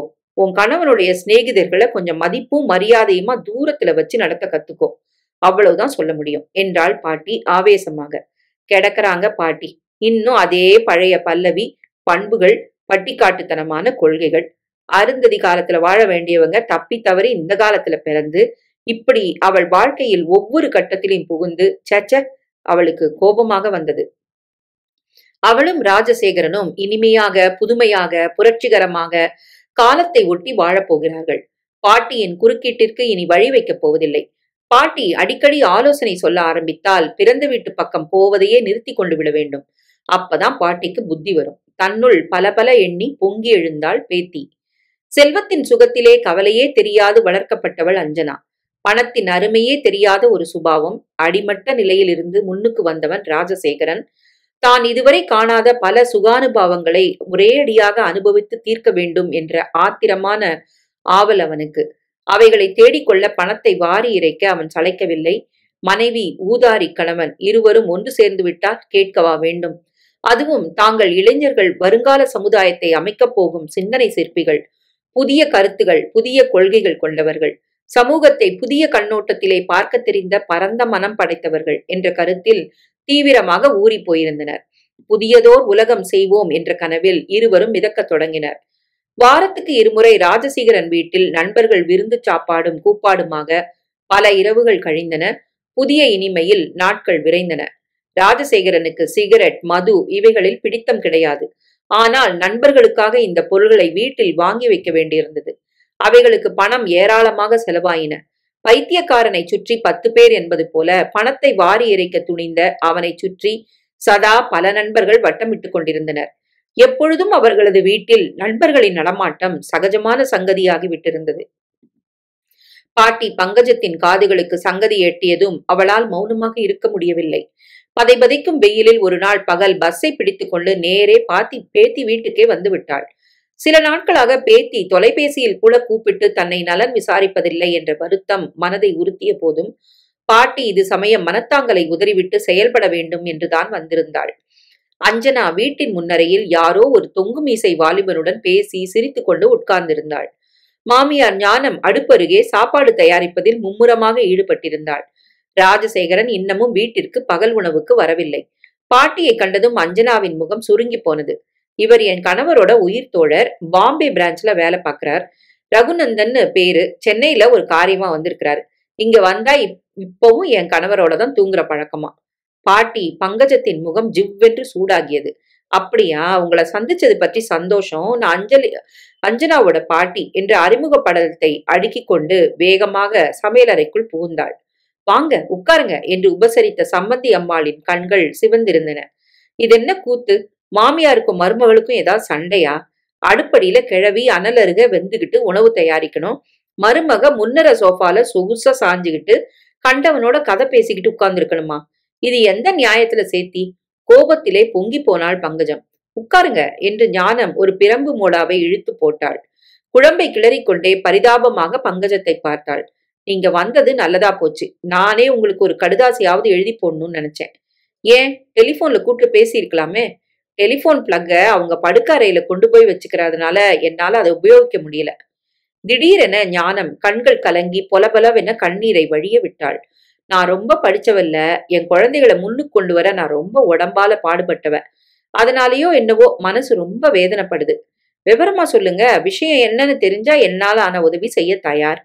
பங்கஜம் உற்சாகமாக பேசினாள். குழம்பை இறக்கி வைத்துவிட்டு அடுப்பை அணைத்தாள் ஞானம். ரொம்ப காலமா நான் மூத்த பிள்ளையோட திருநெல்வேலியில இருந்துகிட்டு இருந்தேன். ராஜன் தனியாத்தான் இருக்கிற பழக்கம். என்னமோ சின்னவனுக்கு கல்யாணம் ஆகி குடுத்தனம் வச்சிருக்கிறாங்களே, கூட இருந்து உதவுவோன்னு நல்ல எண்ணத்தோட வந்தேன். கண்களில் வழிந்த நீரை புடவை தலைப்பால் துளைத்துக் கொண்டாள். இப்ப என்ன ஆச்சு? நீங்க செய்த காரியம் ரொம்ப நல்லது, ஏன் வருத்தப்படுறீங்க? இங்க வந்தது தப்புன்னு புரிஞ்சு போச்சு. நேத்து ராத்திரி ராஜன் சொல்லால பலவிதமா சொல்லிட்டான். உங்க பேத்தி ஆதரவா ஒரு வார்த்தை கூட இடையே சொல்லல. வேடிக்கை பார்த்துன்னு நின்னா. அவளுக்கும் நான் இங்க இருக்கிறது சம்மதம் இல்ல போல இருக்கு. இளசுங்க நடுவ வயசானவங்க இருந்தா அவங்களுக்கு பிடிக்காதுதான். மூக்கை உறிஞ்சினாள் ஞானம். யார் அப்படி சொன்னது? காரமாக கோபமாக கேட்டாள் பங்கஜம். கண்ட சிநேகிதர்களை எல்லாம் வீட்டுக்கு அழிச்சிட்டு வர, அவங்க தங்கறதுக்கு ஏன் அறைய காலி பண்ணி தங்க சொல்ற? வீட்டுல தனியா அழகா ஒரு பெண்ஜாதி இருக்கும்போது கண்ட தடியன்களை சிநேகிதம்னு அழைச்சு கொண்டாடாத, ஆபத்துல வந்து முடியும்னு சொன்னேன். அவ்வளவுதான். என் மகன் எகிரி குதிச்சான். அவங்கள புரிஞ்சுக்க தெரியாத பட்டிக்காடுன்னு ஏசிட்டான். இனி நான் இங்க இருக்கிறது மரியாதை இல்ல. அதனால பக்கத்து வீட்டு பையன்கிட்ட டிக்கெட் வாங்கி தர ஏற்பாடு செஞ்சுட்டேன். இன்னைக்கோ நாளைக்கோ எப்ப டிக்கெட் கிடைச்சாலும் கிளம்பிடுறதா தீர்மானம். அவள் குரல் துயரத்தில் உடைந்தது. பாட்டி பங்கஜத்துக்கு அதற்கு மேல் கேட்டுக்கொண்டு சும்மா உட்கார்ந்திருக்க முடியவில்லை. அஞ்சனா, ஓங்கி குரல் கொடுத்து முன்னறையில் உட்கார்ந்திருந்தவளை அழைத்தாள். மாமியாரு சமையலறையில திண்டாடிக்கிட்டு இருக்கும்போது அங்க அவனோட உனக்கு என்ன பேச்சு வந்திருக்கு? பாட்டி, இது என் வீடு. இங்க நடக்கிறத பத்தி குறுக்கேள்வி கேட்டுக்கிட்டு என்னை அதட்டி மிரட்டி அடக்க உங்களுக்கு எந்த உரிமையும் கிடையாது. என்ன சொன்ன? பங்கஜம் ஆத்திரத்தில் கத்தினாள். இந்த கத்தல் கூச்சல் எல்லாம் உங்க வீட்டுல வச்சுக்கங்க பாட்டி. ரகுநந்தன் என் கணவரோட நண்பர். அவரை உபசரிச்சு கவனிச்சுக்கிறது என் கடமை. ஒரு பொண்ணு பேசினா கற்பு போயிடும் நினைக்கிற 10ஆம் பசலித்தனத்தை மூட்டை கட்டி வச்சாச்சுங்க. அஞ்சனா, என்ன சொல்ற? வியப்பும் அதிர்ச்சியுமாக கேட்ட பாட்டி பேத்தியின் முகத்தை பார்த்தாள். உங்களோட குறுக்கீடு என் வீட்டுல செல்லாது. ஏதோ பாட்டின்னு மரியாதையை வாங்கிக்கிட்டு வந்துன்னு போயிட்டு இருந்தா இருங்க, இல்லாட்டா. சம்மந்தியம்மாளை பாட்டி திரும்பி பார்த்தாள். நான் சொன்னதெல்லாம் உண்மைன்னு நிரூபிச்சுட்டா பாத்தீங்களா என்று சொல்லாமல் சொல்லியது அவளது கண்கள். அப்ப நான் வரேன். சம்மந்தியம்மாளிடம் மட்டும் சொல்லிக்கொண்டு பங்கஜம் அதற்கு மேல் ஒரு கணம் கூட தாமதிக்காது விறுவிறுவென்று தெருவில் நடந்தாள். மண்டையை பிளந்த வெயிலை கூட அவள் அதிகம் உணரவில்லை. பச்சை குழந்தையிலிருந்து பாடுபட்டு எடுத்து வளர்த்து ஆளாக்கி ஒருவன் கையில் ஒப்படைத்ததற்கு அஞ்சனா காட்டிய அசட்டையும் உதாசீனமும் அப்பப்பா நெருப்பாக அவளை எரித்தன. அடுத்த நாள் ரகுநந்தன் பம்பாய்க்கு புறப்பட்டு போய்விட்டான். அதற்கு அடுத்த நாள் மாமியார் ஞானம் திருநெல்வேலிக்கு தன் மூத்த மகன் வீட்டுக்கு கிளம்பி போனாள். தொலையட்டும் என்றுதான் அஞ்சனா எண்ணிக்கொண்டாள். இனி அவர்களது சுதந்திர வாழ்க்கைக்குள் இடையூறுகள் ஏதுமே இருக்காது. பாட்டியும் கோபித்துக் கொண்டு போனது நல்லதாகவே போய்விட்டது. இல்லாவிடில் தொலைபேசி மூலமாவது ஏதாவது கேட்டு தொல்லை கொடுப்பாள். இப்போது அவர்களது இனிய வாழ்க்கையில் எத்தனை நிம்மதி, எத்தனை சுதந்திரம்! சில மாதங்களுக்கு பின் ஒரு நாள் மாலை அவள் கணவன் அலுவலகத்திலிருந்து போன் செய்தான். அவசரமாக அவன் டைரக்டருடன் டெல்லிக்கு போக வேண்டியிருப்பதால் அவனது சிறு பெட்டிக்குள் 2 நாளைக்கு தேவையான உடைகளை அவள் எடுத்து வைக்க வேண்டும் என்று. திருமணமாகி பல மாதங்களாகி விட்டிருந்தும் அவர்கள் இருவரும் ஒரு நாள் கூட பிரிந்து இருந்ததில்லை. 2 நாள் அவன் ஊரில் இருக்க மாட்டான். அவள் தனியே வீட்டில் தங்கி இருக்க வேண்டும். திடீரென்று அவளுக்கு அந்த தனிமை அச்சுறுத்தியது. டாக்ஸியை வரவழைத்து புறப்படும் முன் அவன் கேட்டான். ஏன் பயப்படுற? தனியா இருக்க கஷ்டமா இருந்தா உன் பிறந்த வீட்டுக்கு போன் பண்ணி காரை வரவழைச்சு போய் 2 நாள் இருந்துட்டு வாயேன். பாட்டியுடன் தனக்கு மனத்தாங்கல் என்ற சங்கதியை அவள் கணவரிடம் மூச்சு விடவில்லை. ஒன்னும்ல, கதவை பூட்டிக்கிட்டு படுத்துக்கிட்டா என்ன பயம்? 2 நாள் 2 நிமிஷமா போயிடாதா? தைரியமாக பேசினாள். அன்று காலை மாலை 2 நேரமும் எப்படியோ வேலையில் மறைந்தன. இருட்டும் சமயம் வேலைக்காரியும் விடை பெற்று கொண்டு போனதும் அவள் அச்சத்துடன் கதவை சாத்தி தாளிட்டு கொண்டு உள்ளே வந்து உட்கார்ந்தாள். தைரியமாகத்தான் பேசி கணவனை ஊருக்கு அனுப்பினாள். ஆனால் தனியே இருந்து பழக்கம் இல்லாததால் இலை அசையும் சத்தம் கூட அவள் இருதய துடிப்பை நடுக்கத்திலே அதிகரிக்கச் செய்தது. வாயில் அழைப்பு மணி அழுத்தமாக ஒலித்ததை கேட்டு அதிர்ந்து போய் அவள் கதவில் பதித்திருந்த கண்ணாடி கண் வழியே பார்த்தாள். வராந்தாவில் கையில் பிரீஃப் கேஸுடன் அவளது கணவனின் நண்பன் ரகுநந்தன் நின்று கொண்டிருந்தான். இந்த சமயம் அவனை உள்ளே அழைப்பதா? தயங்கி யோசிக்கும் முன் மறுபடி அவன் அவசரமாக அழைப்பு மணியை அழுத்தினான். வேறு வழியில்லாத அவள் கதவை திறந்தாள். ஹாய் அஞ்சனா என்று மகிழ்ச்சியுடன் கூவிக்கொண்டு உள்ளே வந்தவன் சுற்றுமுற்றும் பார்த்தான். அவரு ஊர்ல இல்ல என்று விழுங்கினாள் அஞ்சனா. அதனால என்ன, எனக்கு இந்த வீட்டுல தங்க எப்பவும் உரிமை உண்டே என்று சொல்லிக்கொண்டே அவன் அடுத்ததாக இருந்த அறைக்குள் சென்று சுவாதீனமாக தன் பெட்டியை வைத்துவிட்டு வெளியில் வந்தான். குளியல் அறைக்குள் சென்று குளித்தான். இரவு உடைகளை அணிந்து கொண்டு தன் சொந்த வீட்டில் வளைய வருவது போல் அவள் அருகில் இடித்து கொண்டு வந்து நின்று, என்ன சமைச்சிருக்க, பசியா இருக்கு, தட்டை எடுத்து வை, கணவனைப் போல அதட்டினான். அஞ்சனாவுக்கு கோபம் புத்து கொண்டு வந்தது. ஊரில் இல்லை என்று சொல்லியும் இங்கிதம் தெரியாமல் என்ன மனிதன்? உதட்டை கடித்துக் கொண்டு அவள் சமையலறைக்குள் சென்று இரவு சாப்பாட்டுக்கு தனக்காக வைத்திருந்த சுக்கா ரொட்டிகளையும் சப்ஜியையும் எடுத்து வந்து பரிமாறினாள். என்னதான் சிநேகிதன் என்றாலும் இவனை இரவில் வீட்டில் தன்னோடு தங்கும்படி அனுமதிப்பது சரியா? கலங்கி போனாள் அஞ்சனா. அவசரமாக ஒரு டம்ளர் மோரை குடித்துவிட்டு சமையலறையை ஒழுங்கு செய்து கொண்டிருந்த போது அவன் வாயிற்படியருகே நிற்பதைக் கண்டு பதறி போனாள். என்ன வேணும்? குடிக்கிறதற்கு தண்ணி கொண்டு போய் அறையில வச்சிருக்கேனே. மெல்ல அவளை அறைக்குள் அனுப்ப பார்த்தாள். குடிக்கிறதுக்கு நான் வேற விஷயம் வச்சிருக்கேன், கமான், நீயும் வா, உட்கார்ந்து பேசிக்கிட்டே என்று அவன் முடிப்பதற்குள் ஆத்திரம் பீரிட்டு கொண்டு வந்தது அவளுக்கு. மிஸ்டர் ரகுநந்தன், எனக்கு இந்த பழக்கம்லாம் கிடையாது. அதனால நீங்க ஒரு காரியம் செய்யுங்க. என் கணவர் வரும் வரை தயவு செய்து ஒரு ஹோட்டல்ல போய் தங்கிக்கங்க. நீங்க இங்க இருந்தா பாக்குறவங்களுக்கு அசிங்கமாப்படும் என்றாள். அடடா, ரொம்ப ஒழுக்கத்தை பத்தி பேசுறியே. உன் கணவன் ஊர்ல இல்லன்னு தெரிஞ்சு நீ தனியா இருக்கங்கிறதையும் தெரிஞ்சுதான் வந்திருக்கிறேன். உனக்கு என்ன பிடிக்கும்னு எனக்கு தெரியும். எனக்கு உன் மேல தீராத மோகம்.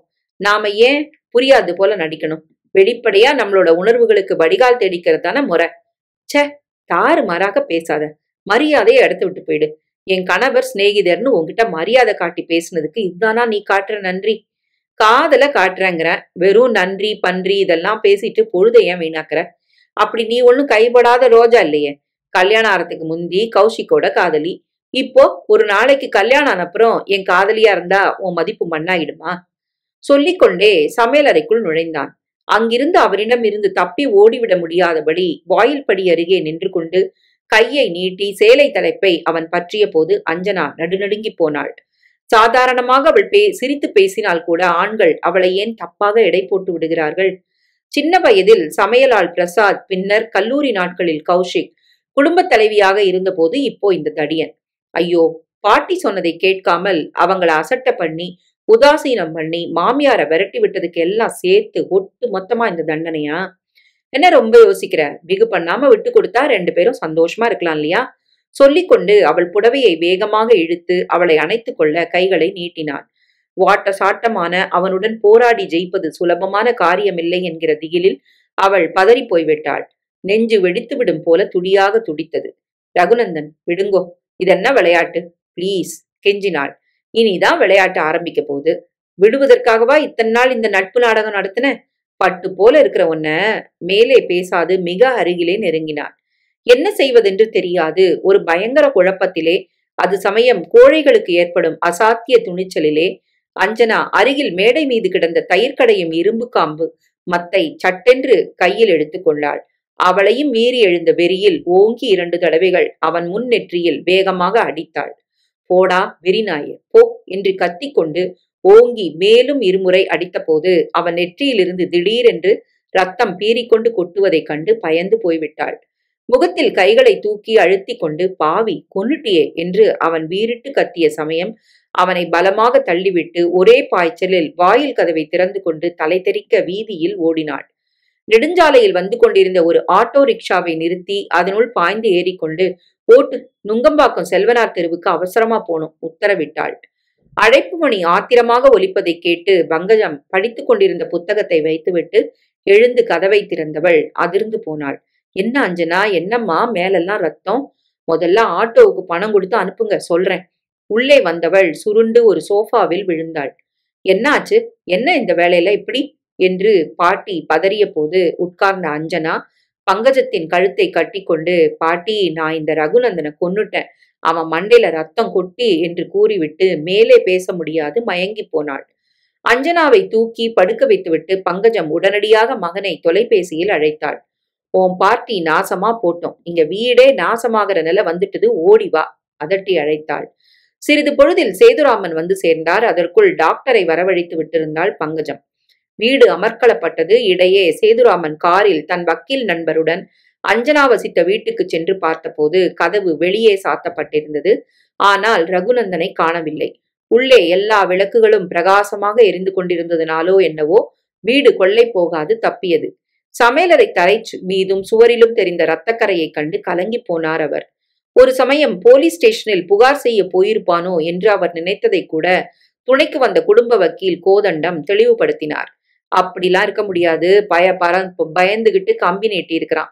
அப்படியே அவன் முறையிட்டாலும் கேஸ் நடந்தாலும் ஜெயம் நம்ம பக்கம்தான். ஒரு வீட்டுக்குள்ள போய் ஒரு ஆண் இரவு வேளையில ஒரு பொண்ணுகிட்ட அடிபட்டு பெருங்காயம் அடையணும்னா குத்தம் அவனுடையதாத்தான் இருக்குங்கிறத வெட்ட வெளிச்சமாக்கிட முடியும் என்று தைரியம் சொன்னார். தங்கள் வீட்டு சங்கதி அம்பலத்துக்கு வந்து விடுமோ என்று திகிலில் துவண்டு போனார் அப்பா சேதுராமன். விழித்து கொண்ட அஞ்சனா அருகில் பாட்டி உட்கார்ந்திருந்தாள். உடம்பு இப்ப எப்படிமா இருக்கு? பரிவுடன் பங்கஜம் கேட்டாள். அந்த மனுஷன் அவன் தடுமாறிய அஞ்சனா சிறு குழந்தையை போல் விம்மி அழுதாள். பாட்டி, நான் புரிஞ்சுகிட்டேன், நல்லாவே புரிஞ்சுகிட்டேன். ஒரு மனுஷன் மிருகமாகறதுக்கு காரணம் நாமே தான். நாம கொடுக்கிற இடம், சந்தர்ப்பம், சூழ்நிலை இதெல்லாம் ஒரு நல்ல மனுஷனை கூட கெட்டவனாக்குது. சரி நிகர் சமானமா ஆணோட பொன் வாழ நினைக்கலாம். ஆனா நீங்க சொன்னபடி பொண்ணு தன்னோட மதிப்பை காப்பாத்திக்க ஒரு எல்லைக்கோடு அமைச்சுக்கணுங்கிறத நல்லாவே புரிஞ்சுக்கிட்டேன் பாட்டி என்று விம்மியபடி பங்கஜத்தின் தோளில் சாய்ந்து கொண்டே பள்ளி பருவத்திலிருந்து அவளுக்கு ஏற்பட்ட அனுபவம் அத்தனையையும் மனம் திறந்து சொன்னாள். பாவி பொண்ணே, இத்தனை காலம் என்கிட்ட மறைச்சு வச்சதுனால எங்க போய் நிக்க நேர்ந்தது பாத்தியா என்று கோபத்துடன் செல்லமாக அடிக்க ஓங்கிய பாட்டியின் கையை பலமாக பற்றி கொண்டாள் அஞ்சனா. பாட்டி, அடிக்க கூடாது. இப்போ நீங்க என்ன அடிச்சா உங்க கொள்ளு பேர குழந்தையும் சேர்த்து அடிச்சு அழ பண்ணிடுவீங்க. என்ன சொன்ன?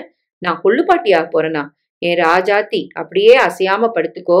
லேடி டாக்டர் ரஞ்சனாவை கூப்பிடுறேன். இந்த அதிர்ச்சிகள் உன் குழந்தைக்கு ஆபத்தை கொடுக்க கூடாது. பங்கஜம் எழுந்து வெளியே வந்தாள். சேது, ஓடிவா என்று ஓங்கி குரல் கொடுத்தாள். அந்த குரலில் மகிழ்ச்சியும் கலவரமும் கலந்து தொனித்தன. எக்ஸ்டென்ஷன் கேட்க போறேன்னு சொன்னியே, வாண்டாம். பேசாம உரிய காலத்துல ரிட்டையர்ட் ஆயிடு, போறோம். இனி உனக்கு வேற ஒரு வேலை காத்துட்டு இருக்கு. என்னம்மா என்று கேட்டபடி மாடிக்கு ஓடி வந்தார் சேதுராமன். நீ தாத்தாவா போற, நான் கொள்ளுப்பாட்டியா போறேன். திருநெல்வேலிக்கு சம்பந்திக்கு ஒரு கடிதம் போடு. உடனே புறப்பட்டு வந்து வீட்டை கவனிச்சுக்க சொல்லு. அஞ்சனாவை இப்ப நாம அனுப்ப முடியாது, புரியுதா? ஏன் முழிக்கிற?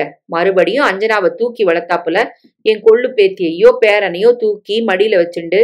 சேது, என்ன முழிக்கிற? அஞ்சனாவை சரியா வளர்க்க நேரம் இல்லாம ஆபீஸுக்கு ஓடினாப்புல இப்ப நீ செய்ய முடியாது. நாள் முழுசும் பேர குழந்தைய சுமக்க போற. உற்சாகத்தில் கத்தினாள். எனக்கு புரிஞ்சு போச்சு. பெரியவங்க தங்க அனுபவத்துல கண்ட உண்மைகளை எந்த கல்லூரியும் சொல்லி தரதில்ல, புரிஞ்சுகிட்டேன். அஞ்சனா முணுமுணுத்து விட்டு வருங்கால கற்பனையில் புன்னகையில் மூழ்கி போனாள்.